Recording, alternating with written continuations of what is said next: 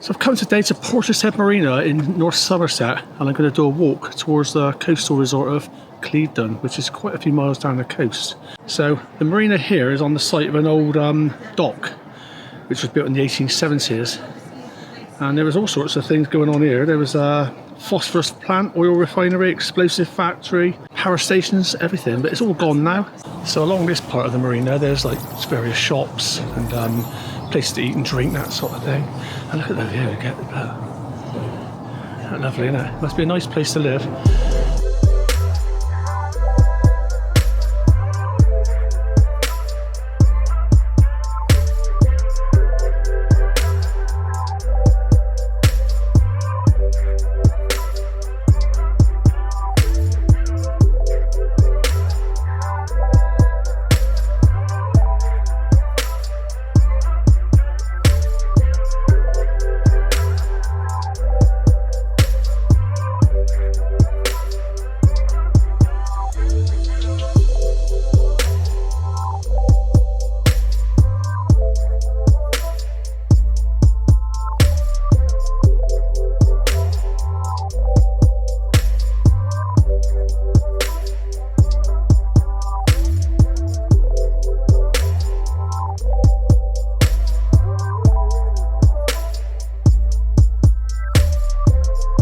I was just going to walk along this little bit here a second, just to show this, what remains of the old pier here.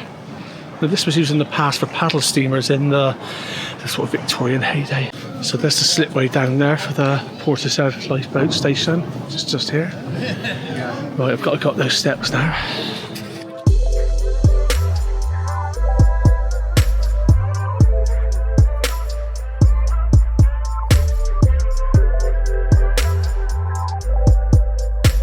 What a lovely building. The last time I came up this way, about a year or so ago, they was doing it all up and it's all scaffolding and everything. Because I thought it was going to have to be pulled down. I think it was built originally when paddle steamers used to come across from the other side of from Wales, and people would stay there, and also rich people from Bristol would come down as well. And that's how Portishead sort of developed as a resort, really, because of its close proximity to Bristol. So behind me there is a sign for the North Somerset Tidal Trail, and yeah, going both ways, and part of the England coast path. Now the tidal range here is the second highest in the world at more than 11 metres. So just on a little country road now, which follows very close to the coast, and just here is a nice bit. Been down to this little beach, it's a tiny little beach, and there's a little board ahead showing the history of this bit. This viewing point was converted in 1957 from an unloading point, which was used during the building of Power Station B. Remember back there I told you about the two power stations? So I don't know what state the tide is in at the moment, but we're going to go down onto the beach, and if the tide is low enough, we'll see 4 culverts, which was built to take water from the estuary for cooling purposes in the tower, the power station. Also visible are the remnants of Second World War coastal defences. So Isambard Kingdom Brunel, that's the guy who built the suspension bridge, Clifton Suspension Bridge in Bristol, amongst other things, and the SS Great Britain ship. But he had a grand plan that would have made Portishead the centre for transatlantic passenger traffic. Ooh. He wanted to build a purpose-built pier enabling passengers from his ship the Great Western to disembark, stay overnight at the Royal Hotel, that was that hotel back there, posh hotel, and then onwards and beyond via a linking road towards Portbury Marsh. This did not happen though, but did not stop the race to promote Portishead as a tourist or industrial centre. Industry won, with the arrival of the railway, dock and pier and all the accompanying trade, which itself is now giving way for housing and light industry. I'm down on the beach now, and already you can see like rocky platforms. The tide, I think the tide is out enough for us to go and see some of these culverts, which is used in the power station actually. Yeah, I'm presuming that's one of them just there. I'm not going to walk down too far because on this coastline there's an awful lot of silt and mud, so it's going to get a bit slippery. But you can see there's remnants of old things here. I don't know exactly what everything is.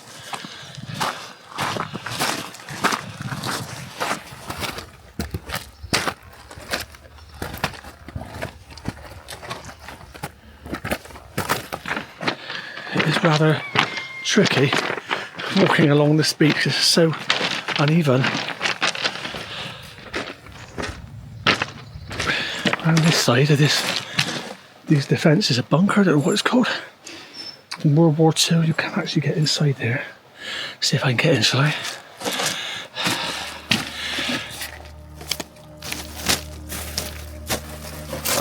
It's not very big inside here, but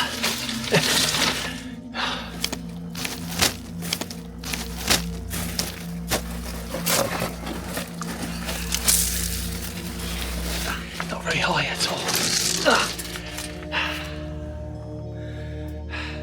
Okay, I'm gonna go back out now.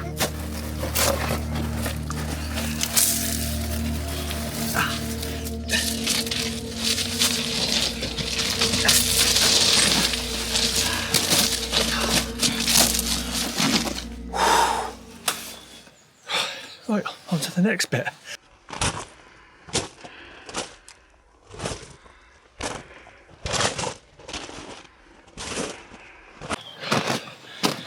So travelling along this beach a little bit more, which is quite slippery now, so I'm not going to go too far. You can see much more traces of the industrial past here.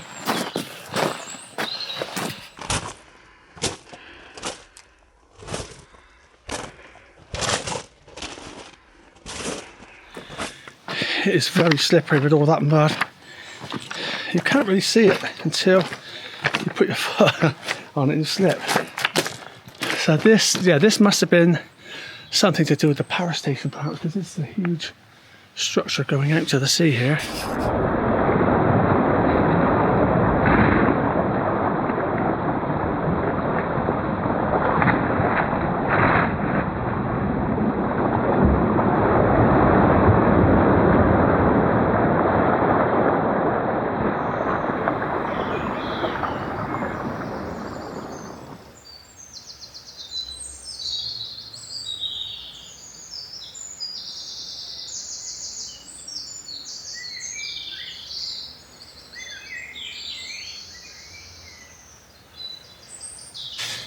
Do my eyes deceive me? Is that a dragon or is that not a dinosaur? Yes, I think it's a dragon.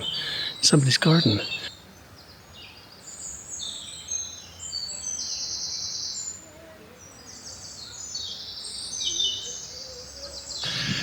That's posh. They must have a nice view, especially on a nice clear day. You'll be able to see the Black Mountains and the Brecon Beacons from here.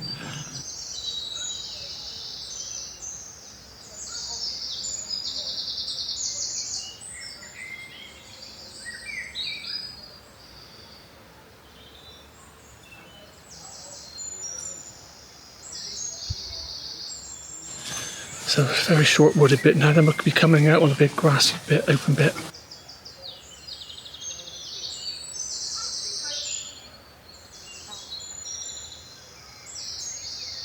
So this giant stone here is situated here at Battery Point, which is the closest place on the coast of the United Kingdom which large ships can pass. It's dedicated to seafarers of the West Country who since the Middle Ages on voyages of discovery and in times of peace and war have passed this point, some never to return. And just down this little bit here is Battery Point Lighthouse.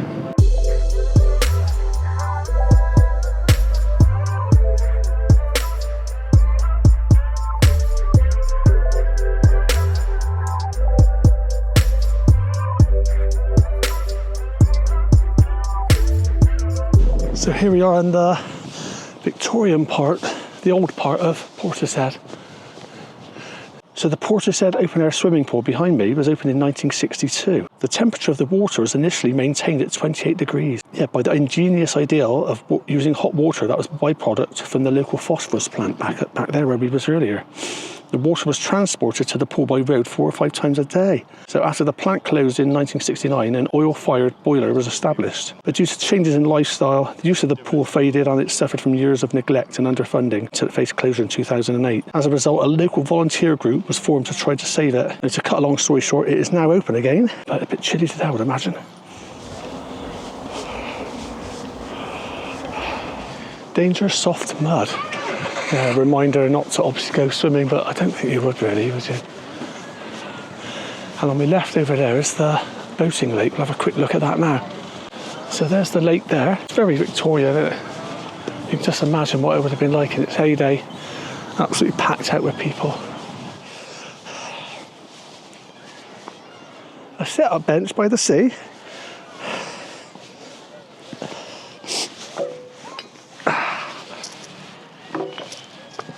That's enough, I've got a walk to do.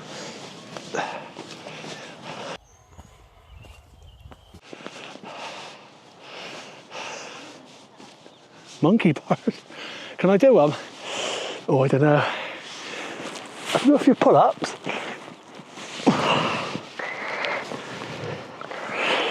Monkey bars. I've got my feet on the floor still. I'm cheating.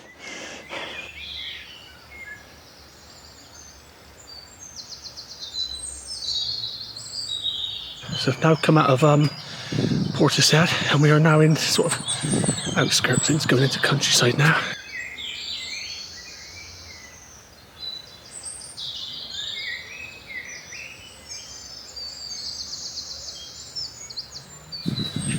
So I'm back out into the open now, and you can see across the wells now. It's not too bad actually, slightly clearer, but the sea is retreating now, so you can see the strange patterns in the mud. So from here, it's a much better view of the Severn Bridge in the distance and Wales over there.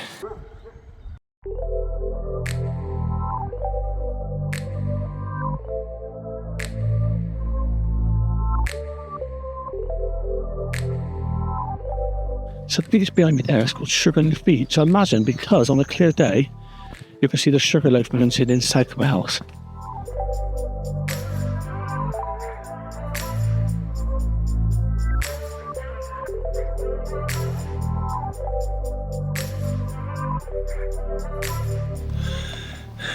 It's a nice little beach here. I like this one.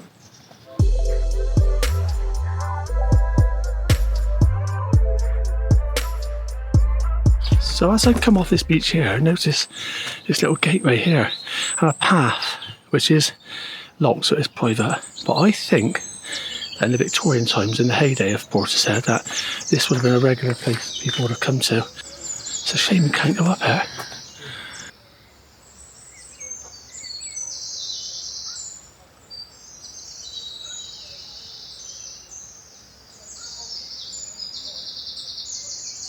You can see how strong the tides are from the amount of debris that's been washed up.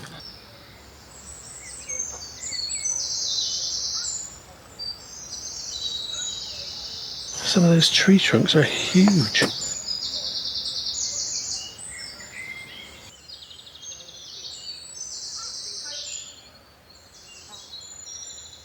Well, this section here, you can see the houses are very close to the water's edge.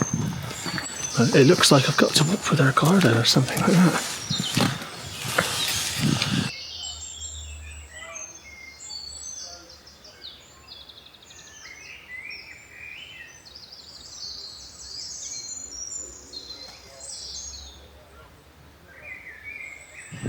That is very close to the sea.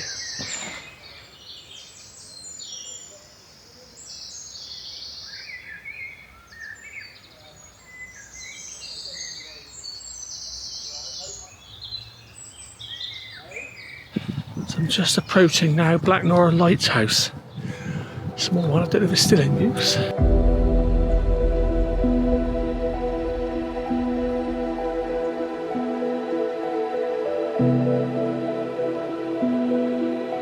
There's enough wood there for a massive bonfire. I don't know whether they'll just collect it up and burn it. A great view of the lighthouse from here.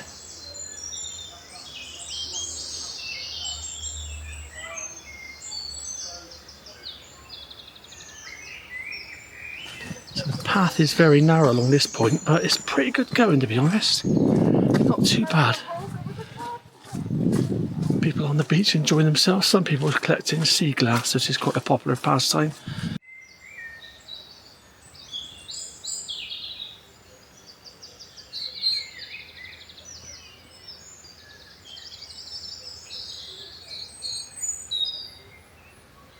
Oh, I haven't got a clue what that red thing is. With yellow spots. Giant ladybird? Not a clue. Toadstool? Some very nice houses along here.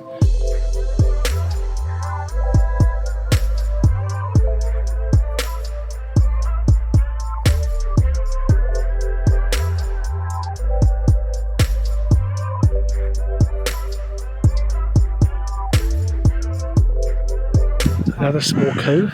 I don't know the name of this one.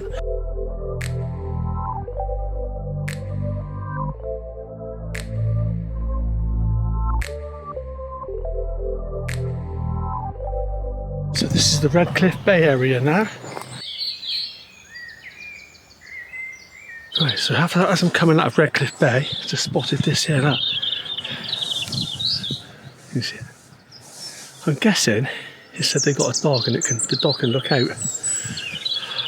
So the path is a very good path. There's not many muddy bits.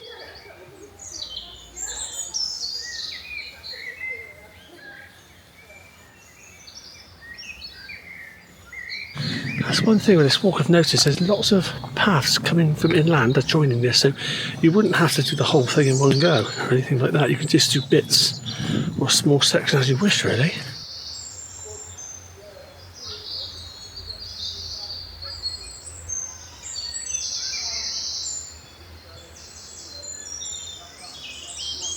I don't know what that is, but it's top secret by the looks of it. Is it military or is it just... It could be something like a water treatment plant or something like that, I don't know. But the path's very narrow at this point.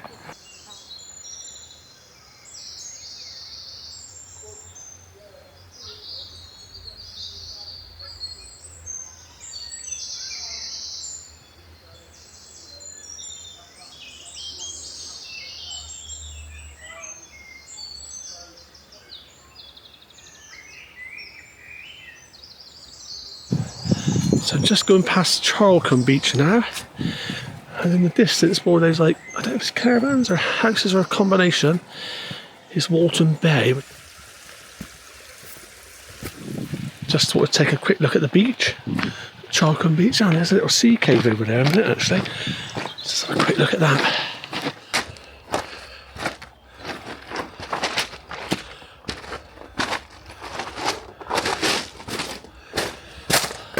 Unfortunately, it doesn't go back very far.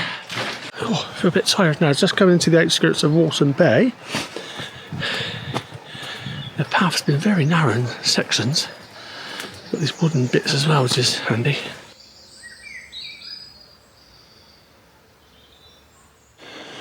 So I've just come out of Walton Bay and heading towards hopefully the last section. I've actually got Lady Bay to go through first before we get to Clevedon. Now I don't know how to pronounce it. Is it Lady or Laddie? Yeah, because the spelling is Ladye. So not a clue on that one.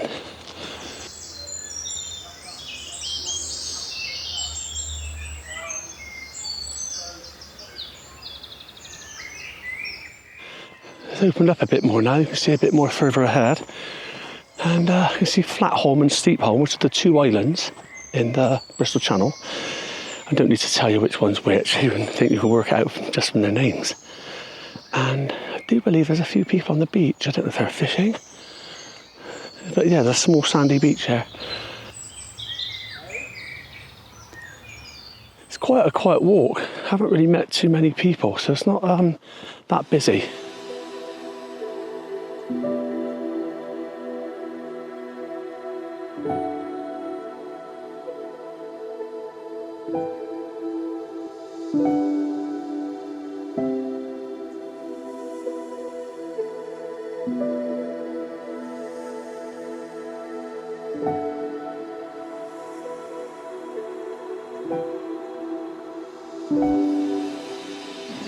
And there's my first view of Clevedon Pier.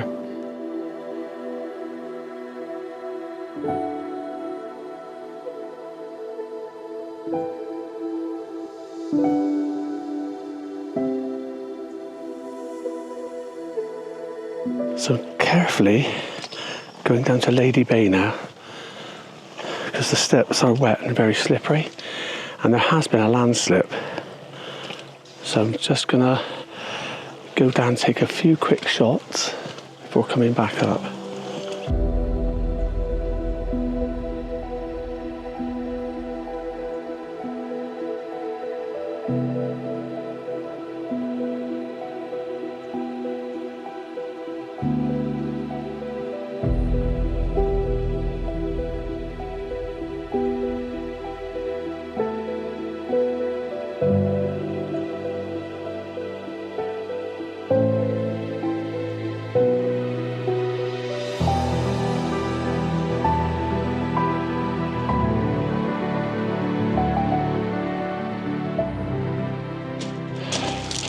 Right, on to the last bit towards Clevedon now.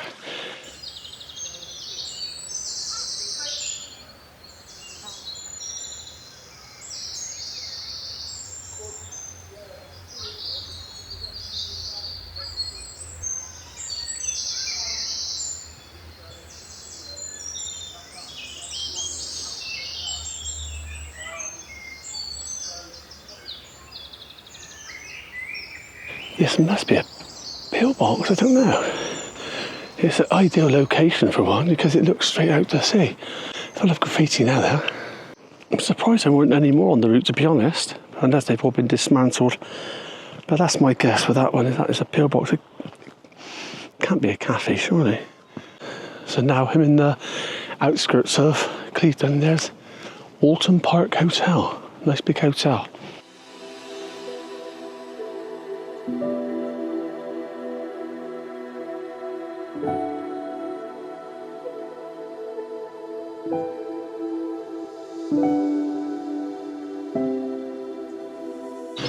And those luxury flats got a nice view, haven't they?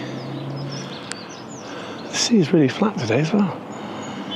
It can be very windy down here, but today it's really nice. That's the back of those luxury apartments or houses, whatever they are. So I'm now on a road, and it's just a short walk now down to the pier.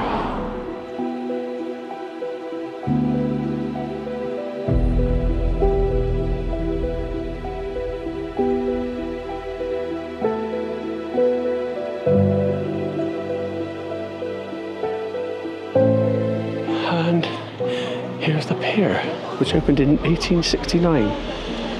Very popular, and I've been on it a few times. Got a few videos that I've filmed on the pier in the past.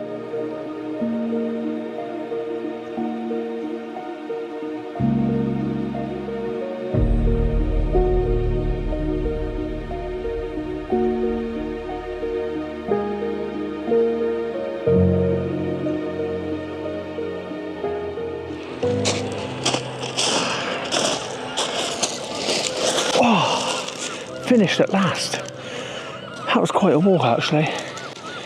It was very enjoyable, and there was quite a lot of different things to see on the way, but there was also large sections where you couldn't really see much of the coast, or there wasn't much to see.